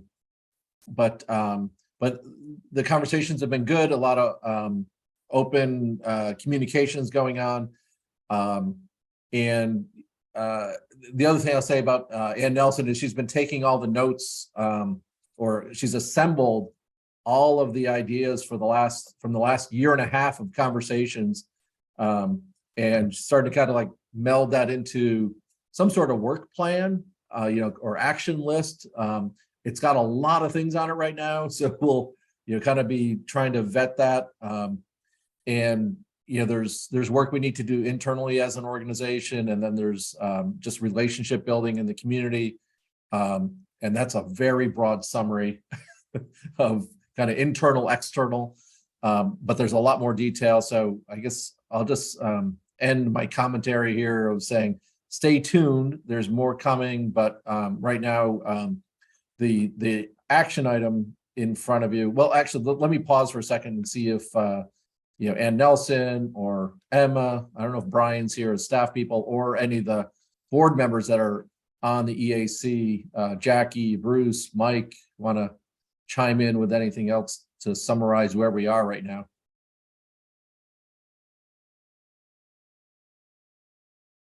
Well, this is Bruce Wilson, and I had a pleasure of speaking with Ann Nelson the other day for a little less than an hour about some of the direction she might be heading in, or ways that I can work with her in around our Chittenden County. And I'm just going to read some of what we talked about, Ann Nelson, with the minutes that you sent me. And with Ann Nelson, what we talked about was connect with the municipalities and the counties, all the people who works with us. She was like, they are already a part of us, so it's easy to get the word out about diversity, equity, and inclusion based on all the our partners, who works with CCRPC, in getting it out to the communities in which they serve. Then let's see, they already connected and then they can get it's like more like boots on the ground, so all the different information they send to the community about the work that's happening through CCRPC could be something about DEI, EAC, or make sure that we want that language to be right up front every time. And create some form of communication on all the cities, sort of a regional equity collaboration to share resources and get the words to the people's mind. Think about giving out a survey to all the municipalities that work with us. It's like, to gauge what they already know about equity and inclusion, what equity and inclusion means to them, and how we can help support them in the work within their municipality. Which what happens is that, so it's a lot easier to try to find out what people know based on what we're trying to do, what their goals and ideas and suggestions are. And so it's easier, like EAC, certainly EAC is our guiding star, and that it's easier to learn from the people what equity and diversity and inclusion means to them, and what ways, some of the ways that they might have been affected by it, how we can make a change or give ideas and suggestions. So, because we already work with Chittenden County agents, that's who we are, Chittenden County. How wonderful it is to get the information, doing a little survey for the people who work with us, our directors, and see what they know about it first, and in ways that we Only can directed present it spending, in this their was formal. demographics, because they know the people who they serve, and then another part of diversify diversify the CCPR staff, and specifically, her own team, because around in Burlington, Taisha had like 10 people working for her, and it's not. I told Anna Nelson, there's no way in the world you can do this on your own, not at all, not even a tiny bit. And we're way larger than, believe it or not, than Burlington's, who they work with a lot of people, but what we're trying to do, and with our own municipalities that work with us, it's so much work. And then the people who they serve, I don't know what each city they represent, South Burlington, Winooski. I don't know how many residents that they work with, but it's a lot. So, and we want to get the word to people who we serve first. I think she's on the right track about getting the information about EAC and DEI and JEDI to all the people who we serve first. And if we do that, that's gigantic. Think about bringing more people on the boards. Of course, Charlie's always good with that. And interns, specifically people of color. Now, I'm telling you, my program, I'm a nonprofit executive director, and I couldn't do the work that I do if I didn't bring interns in from UVM, St. Mike's, Champlain colleges. Oh God, thank them. And if based on what they want to do in life, somebody will be a part of a equity and community or diversity, equity and inclusion. I know all those programs are within colleges now. And so if we can get some interns involved and help Anna Nelson, boots on the ground, possibly, it's a good thing. What would that do for them? And they could do events at the colleges. I think the younger students can be a part of making sure other students are a part of equity and inclusion, and in their work as a team with the other colleges. It's not much more. Created equity in its statement and code of conduct, and we all can follow. It's something that we thought we can get. I'm going to help all the way if I can. Research from other localities doing this work, and attend like webinars, seminars, things like that around the country. And we can also learn what other people are doing.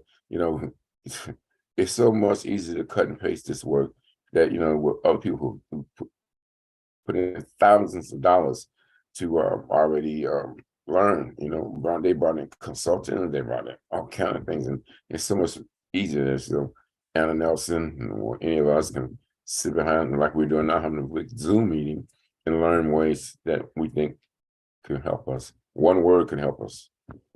And continue to work on, continue to work on leading the EAC while providing guidance for them. Reach out, meet with community leaders, meet the new equity manager for the city of Burlington.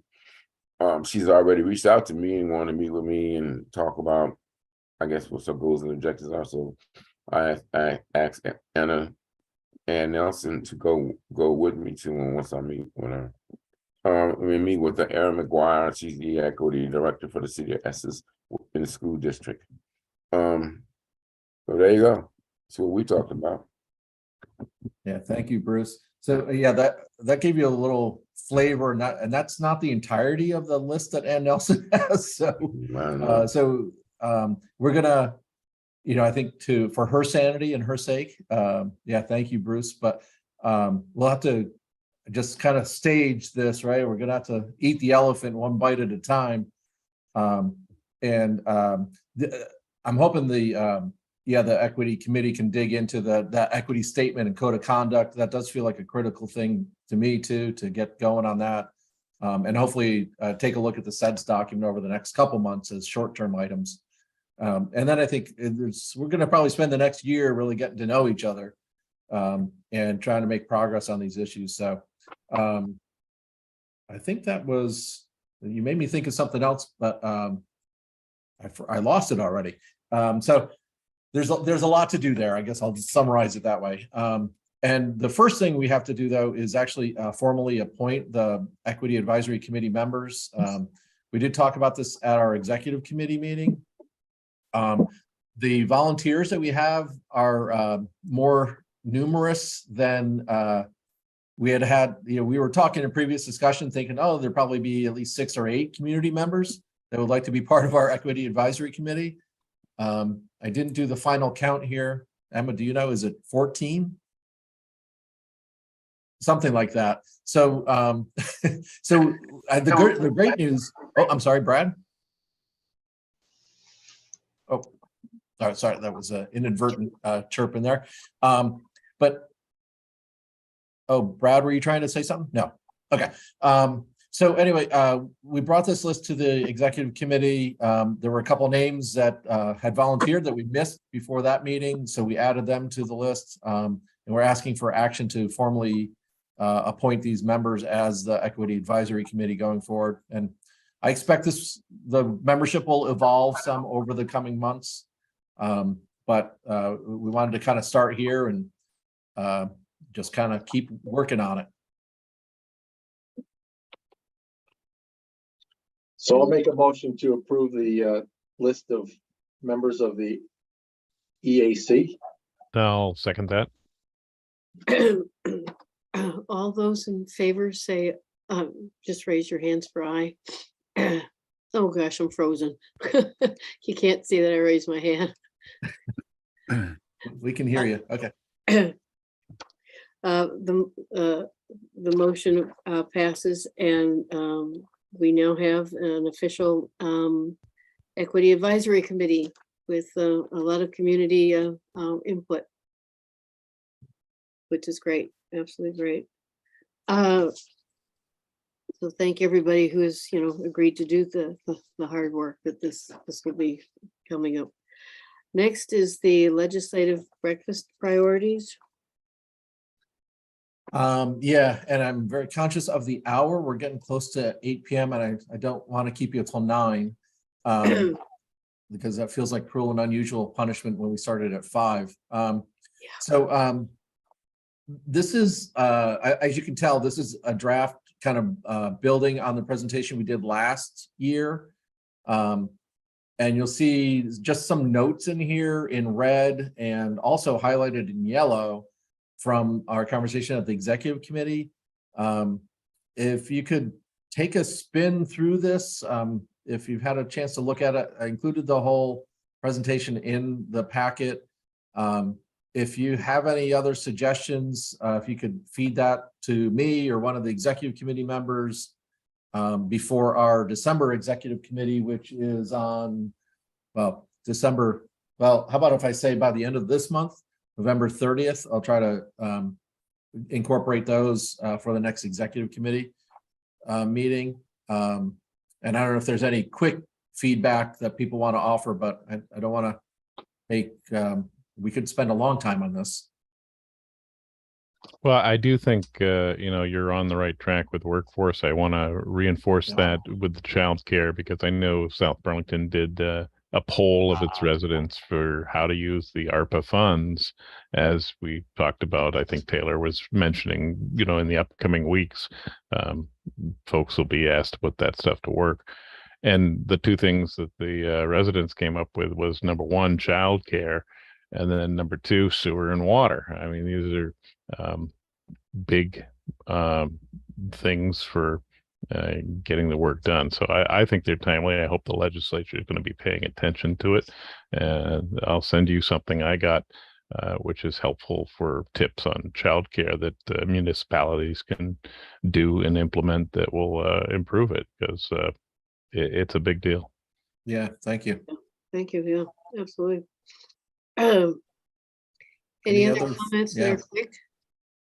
And really do, feel free to give me a call if you want to talk through something, or if you want to shoot an email, or however, text, whatever is the easiest way to communicate. Happy to do that some more. For those of you new to the board, so I think Emma already sent you an invitation in the last couple days, probably, for December 8th. 7:30. So we're going to try to do it in person. We'll see how well that works. Catherine says not well. Not well. No. No. Yeah. See, Catherine, this is what happens when you miss the executive committee meeting. I know. So it's 7:30. I think Chris has done a fabulous job. That was going to be my chair comment anyway in the next item. It's a 7:30 breakfast, and then we try to get into the program at 8. And obviously this is a lot of seeds we're planting with the legislature, and so we try to plant the seeds and then leave some time for conversation with the legislators. So yeah, thank you for any more feedback or input you have on this. Well, thank you, Charlie. And so pay attention. There was a pretty good turnout even last year, even though it was on Zoom. So yeah, it was good. Next is the chair and executive director's update. The only thing I have is for chairs. I want to thank Chris for taking care of the executive committee and the regular meeting in October, when I was really having a very nice time on vacation that had been long delayed from the originally planned for when we had the COVID lockdown. And then he picked it up at the very last minute, because as we came home from this lovely vacation, I rolled into getting sick and got sicker. And at the executive committee meeting, I was getting diagnosed with pneumonia. So I'm just through the antibiotics and just recovering, but the fatigue is still pretty substantial. So I thank Chris for all he did. And thank you, Catherine. We're happy to have you back. I think I exhausted Charlie and staff, I'm afraid. Well, that's good. That's good. Keeps them on their toes. But that's why I'm not exactly sure about the legislative breakfast yet. And Benjamin asked a question in the chat if it will not be hybrid. It'll only be in person. I know, and I'm real nervous about that, because my immune system has been just toasted this season. Do not do anything you're uncomfortable with. Really, Catherine, we can figure it out. I just got my 5th COVID shot, so I'm feeling brave.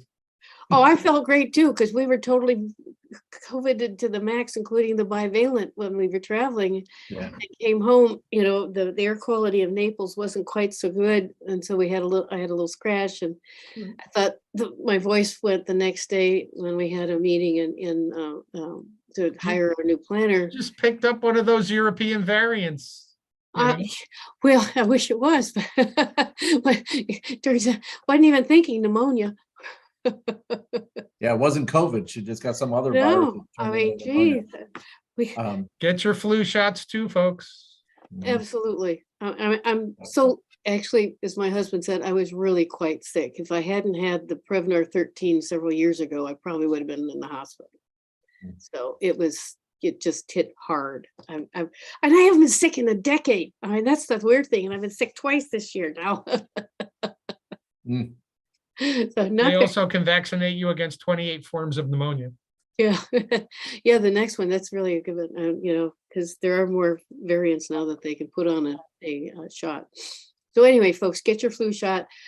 Get Prevnar if you haven't had the pneumonia, because turns out it's going around. Because I had 3 other friends that that I hadn't had contact with in a while, and they've had pneumonia too. So it's out there along with RSV and other really terrible respiratory diseases right now. So that, you know, that's a public health warning and my chair comments. And so it's Charlie and the director's updates. Yeah, we really touch on a wide range of topics in these meetings, including public health updates too. Yeah, so Catherine, I'm glad you're feeling a little bit better. I hope you feel even better still. And yeah, we'll be in touch, you know, about, we'll talk about it at the next executive committee about how to actually run that breakfast. Thank you. Or before. So hiring updates, I think we kind of covered a lot of this. So Mackenzie, I'm sorry you didn't get to meet, joined our business office maybe a month ago now. And Nelson joined us on October 31st. So that was great. And then Darren, who we stole from the town of Essex, has joined us as a planner. And when we promoted Taylor, that opened up Taylor's position. Darren has joined us as a senior planner on the land use side. We'll get Darren in front of you in one of these months. Sorry, was there something you're going to say there, Taylor? Okay. That's my hiring update. And so we are now fully staffed, and I'm just holding on to the desk to hold status quo. Building homes together. I'm hoping you saw some of the media on that. We did a press conference with Champlain Housing Trust and Evernorth, encouraging more housing production. And I do think there's going to be some legislative efforts to address the housing crisis. In deference to Jeff, I'm going to say still. Item C here, the Communications Union District vote passed overwhelmingly in the 5 communities that had that on the ballot. That was Shelburne, South Burlington, Essex Junction, Essex, and Williston. I think it was like 80+ percentiles. Those communities are now finding reps for that board. And I think we're probably going to be, based on my last conversation with those municipal managers, I think we're going to be asked to support that a little bit as they're in startup mode. Ann Janda, who joined us as an energy project manager last year, is doing that work. And one other thing for those of you, maybe more rural towns that we're not one of those 5, once we have a communications union district established, towns can join that district by a simple vote of the select board. And I know that's something, that has been discussed at Jericho and Westford and Underhill. At least those are the ones off the top of my mind. Please let me know if you'd like to have a conversation about that and timing. I don't think there's an immediate rush by any stretch, but if you are interested or want to have a conversation, we should have that conversation. And item D is more of a heads up. The legislature put $40-something million into this year's state budget for municipal building energy resilience projects. And so that's mostly around fuel switching. So if you can go from, oil to some more renewable or electrification of your heating, there's quite a bit of money out there for that. It's running through the Buildings and General Services Department, but the RPCs are part of that program. We're getting funded to kind of be the liaison between BGS and municipalities. So there will be more coming on that in the coming weeks. So that's a heads up. And that's all I have, Madam Chair. I turn it back to you. Thank you. Oh boy. Well, as always, the committee and liaison activities reports are either in your packet or via link, depending on your choice. And if we don't have any members items, I move we adjourn. is there a second to that? Garrett seconds it. All those in favor say aye. Aye, aye. Aye. Aye. Thank you very much for your patience. Thank you very much. Thanks, You guys are everyone. troopers. Have a good night now.